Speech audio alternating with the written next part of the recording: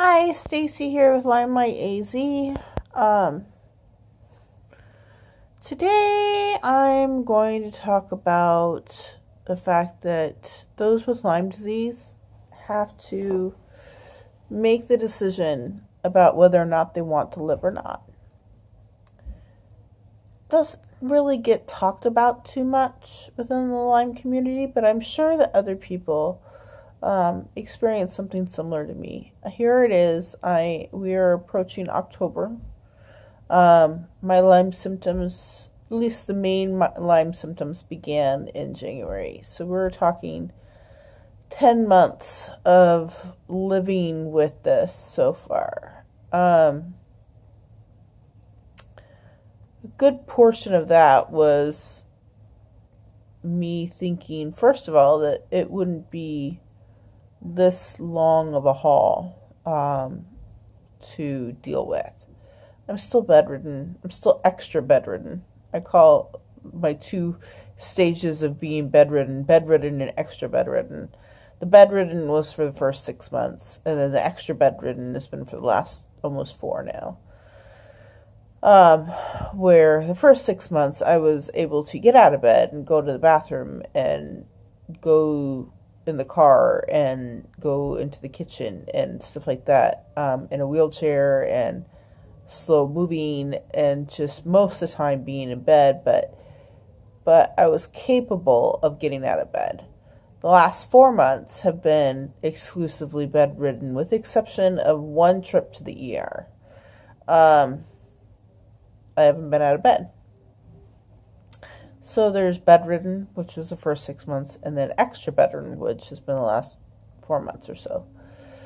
So people with Lyme disease need to decide if they want to live or if they want to die. A lot of people have suicidal thoughts, and I don't think anybody wants to die. But this disease really starts grating on you. I mean, at first I was under the impression that this would be a quick fix, that I would be okay after a short period of time. And it is definitely proven to be the opposite. I'm still trying to just get out of bed, There's a slight quiver in my voice because I'm not out of bed. So people with Lyme disease need to decide if they really have the fight in them or if they don't.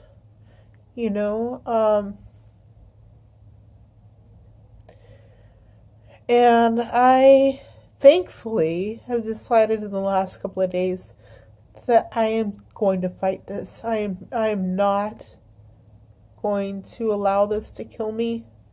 And I am not going to kill myself because of it. I wasn't really sure up until just a couple of days ago. I would tell people I was okay, but then I would hit another really hard period. And it would be like, I can't do this. I can't live like this, And I don't mean to be upset on this video. Gosh, I've been so upset in so many of the other videos. But this is more of a declaration that I am going to fight this. And I am not going to let it kill me. No matter what style of it killing me is. Whether it's suicide or the disease itself. I just...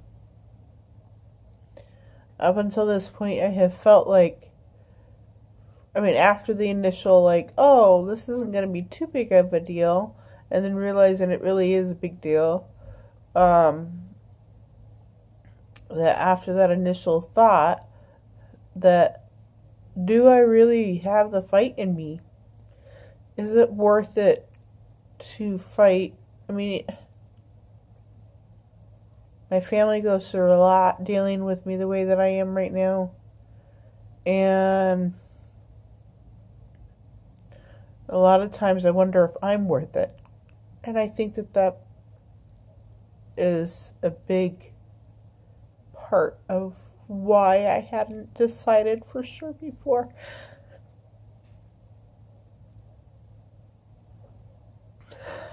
I've had issues with my own self-worth for a really long time. And I think it's time to evaluate that, you know. I know within Christ I have value. That's never been a problem for me. But just, do I give value to the world? Do I give value to my family?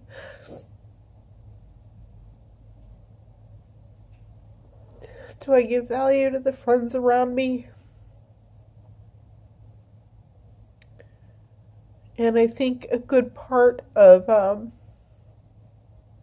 my struggle lately with people not responding the way that I want them to respond has been that, in a roundabout way, it feels like I don't have value to them. And that's been hard. You know? I mean, they might say, oh yeah, you have value to me, but that's like saying, you know, that something that is worth $350 has value, but not that much value.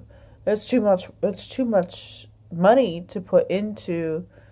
I mean, yeah, it might be worth it, but it's not worth it to me because it costs $350. And so that's kind of how I feel when people that profess to care about me don't respond in a loving manner toward me. I have plenty of people that do respond in a loving manner toward me and check up on me and make sure that I'm okay. But they're not the ones I would have expected, you know. And there's a couple of people in my life that I would have expected to behave the way that these other people are responding, and the ones that I expected it from are the ones that I find I feel hurt by. And so therefore feel like I don't have any value to them. And so I have battled for decades with my own self-worth, and then realizing that these people that I thought I had value to, I don't really seem to have value to, has been a hard pill to swallow.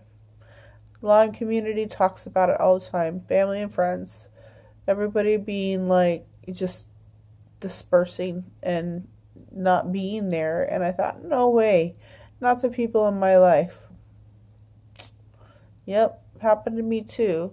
But ironically, God has provided other people that I wouldn't have expected.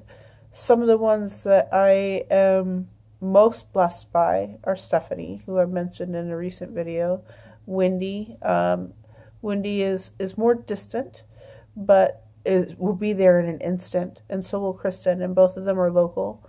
And both of them I was friends with prior to Lyme hitting, but I can't say that I was close with. And through this, I feel like I'm becoming better friends with them. They're people that I hadn't really anticipated seeing a lot of. And both of them I know would drop anything to come help me if I have a moment of like, I really, really, really need help, like right now. And there's no doubt in my mind that either one of them any of them would not stop what they're doing to come help me. My beautiful sister-in-law, who lives in another country, and we've definitely had our rocky moments in the time that I've been married to her brother. She checks on me now, and that's one of the beautiful things I've seen through the Lyme. I'm so thankful that we are talking and honestly invested in understanding what's going on in each other's lives. And I am so thankful for that. And I have a few other people that have come into my life since the Lyme that I never saw coming. And I am so thankful for. Even though at the same time I feel hurt by other people who were part of my life prior to Lyme and seem irrelevant now. So, anyway, back to deciding that I'm going to do this. I had acknowledged a few weeks ago that I don't know that I'm all in. I don't know that I'm all in for the fight. And maybe that's part of why I'm not healing fast enough. Is I feel like I'm getting dragged through it as opposed to sprinting through it. And I mean, I was the one that decided in the bee venom therapy, and I was the one that decided that it was the best option. But I just feel like I wasn't emotionally and maybe mentally on par with it. That I wasn't really invested in the fight. You decide that you're going to do something and then realize it's more difficult than you realized, and so are you really going to continue with it? Part of me feels like I don't have an option. I have to continue. I have to make sure that this is not going to be a dead end. And then part of me also, I don't know, was just not really ready for big of a fight as it turned out to be. So, I have decided as of a couple of days ago that I am going to fight this. And I am going to really change my attitude from being, I can't do this. I'm going to pay more attention to my words because, as scripture says, your words have power. Pay more attention to my words and how I state my existence and my future. No more of this, I can't do this. I don't know that I can live like this. That I am instead going to edify the situation. I'm also going to make goals throughout the day for each day that I'm going to do. And I think that will be helpful to make me feel like I'm at least getting stuff accomplished a little bit. Like yesterday, my bedroom apparently was a disaster. I couldn't see anything below the bed because I'm up on the bed. But apparently it was a disaster all over the floor. And so I had written down that I wanted to get my bedroom cleaned up. Obviously, I can't do it, but I can direct kids to do it. Make an appointment for myself for the doctor. And so I did those things. And, or directed anyway. So I start making goals for myself. I'm also going to start listening to music regularly, like, praise and worship music, the modern stuff, because I always forget that music really changes my attitude. And so every day I intend on listening to at least an hour worth of music to try to lift my spirits a little bit, especially on rough days. I expect I'll still have rough days, but I need to change my attitude for how I handle those rough days. And as for the people that I am finding that apparently I don't have much worth to, I don't know how I'm going to approach them yet. I am hurt by their inaction. And not that I expect a lot. I don't expect them to respond by visiting me on a regular basis, by sending me stuff, by, I don't want them to respond like that. I just want them to check on me.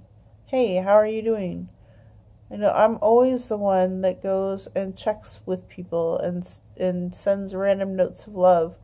And I'm seeing that is not the case for me. And that apparently I need to back off, and reevaluate this when I'm in a healthier position, and maybe in a better mental position too. That with these certain friends, I just can't continue trying to be the one trying to have the friendship. And I seem to do that with a lot of friends or a lot of people, and it needs to be a two-way street, Hey, check on me. Don't just make me check on you. Especially since I'm the one that's sick now. And yeah, I don't know. Evaluating my own self-worth and the value to those around me has been a little challenging, especially since right now I feel like worth comes with doing, like being able to do things for people, and I am not in a position to be able to do anything for anybody. So how do I have value for them? And I think sometimes, unfortunately, that there is no value for them because I can't do anything for them. Okay, this has turned into rambling. I think when my videos start turning into rambling, it's time to go. So have a wonderful day.